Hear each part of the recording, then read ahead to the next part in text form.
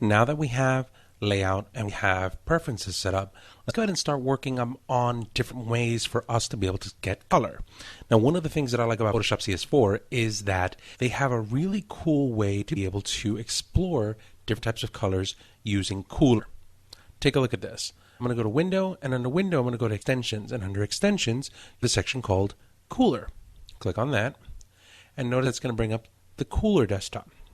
Now, what I'm going to do here is I'm going to switch over to swatches, and I'm just going to double click on adjustments and drag down because I kind of want a little bit of space here. I want to talk a little bit about this and how to be able to use it and how to be able to log in. So why not?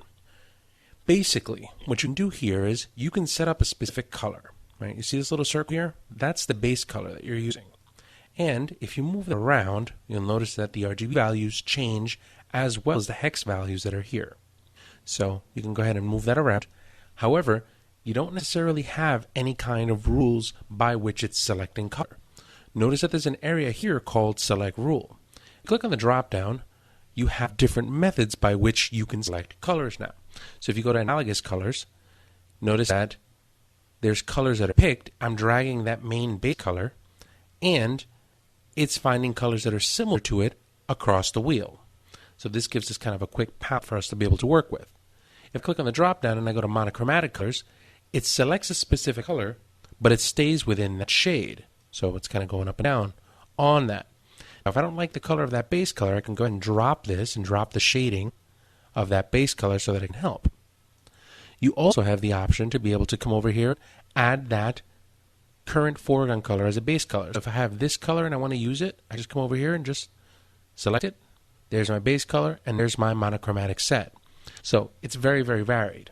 I can click on the drop down. I can select triads. Notice, where was this when I was trying to get dressed in the morning? I don't know. But it's a great way for you to be able to select triads of colors or complementary colors. This one would help.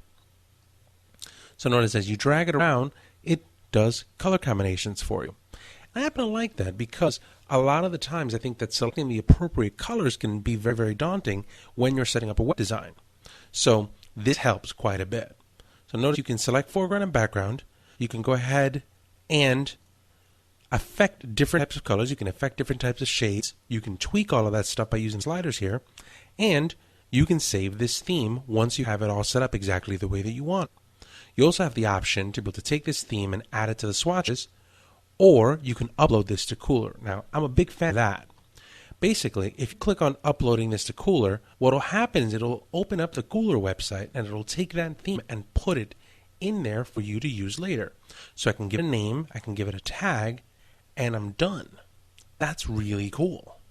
Now, notice that I'm already signed in here. You have to create an account. The account's free, so don't worry about that too much. And what I'm going to do is I'm going to go over here to a section called Themes. Now, what I'll do is I'll search under RC. Because notice you have newest themes, you also have most popular themes, or the highest rated themes. So you can kind of find a bunch of different things here that you can use. I'm just going to search by RC and see if anything comes up. Let's see if I saved anything. There's my RC Mammoth one. Notice that I can save it. I can add it to a favorite. I can download it as a Swatch Exchange file. Right? I can change it, or I can trash it if I want. So lots of stuff that you can do to this. Now, notice that this is called Mammoth. What's with Mammoth? That's even better. Take a look at this. I'm going to go over to the Create section. Now, notice that I'm creating from a color, and this looks pretty much exactly the same the way that it looked inside of Photoshop.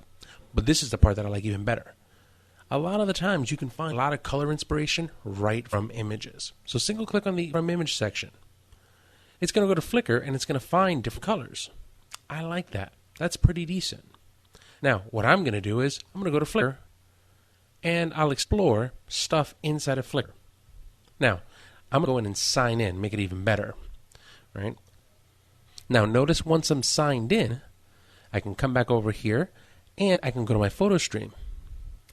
Inside of my photo stream, it'll take pictures that I've uploaded into Kuler, and it'll put all of that information right inside of the Kuler desktop, and it'll allow me to be able to go in and start using my own images as a palette by which I can explore. So here's some images that I've taken. If I go to the second page, It's going to go ahead and load all of that stuff for me. Here's some really cool pictures. I'll go to the third. I'm trying to look for something that's going to be a little bit more inspiring for me. And you know what? This one looks pretty cool. I'll go ahead and click on that. It downloads and analyzes colors. Notice where it's sampling colors from. And creates a theme for me. I like it. So this is a great way for you to be able to do stuff. You can also upload images right from here, so you don't have to have Flickr. But it's a great way to keep all of that kind of stuff saved for yourself. I'm going to go ahead and minimize this, and we'll go back into Photoshop. Now, what if we want to take this theme that we have here and we want to save it? I can click on that, and notice it adds the theme here to the swatches. Now, should you get to a spot where all of a sudden you don't want this here, you can go ahead and just move right over this one section, do a right click, and delete the swatch. And then just click OK. So if I wanted to delete all of those, that would be a good way for me to be able to do it. You can also just kind of hover over this, and you know when you get an eyedropper, you can hit the Option key and just click and cut out all of the swatches as you need to. Great way for you to be able to kind of set up any kind of colors, any specific types of layouts. I'm going to use the one that I already have set up here. Notice I've already downloaded this RC Mammoth, which happened to be one that I did off of a picture that I took in Mammoth, California. And what I'm going to do is I'm going to double click on this web background, and I'm going to select this blue color. Now we're pretty much ready to be able to work a little bit more on this web background layout.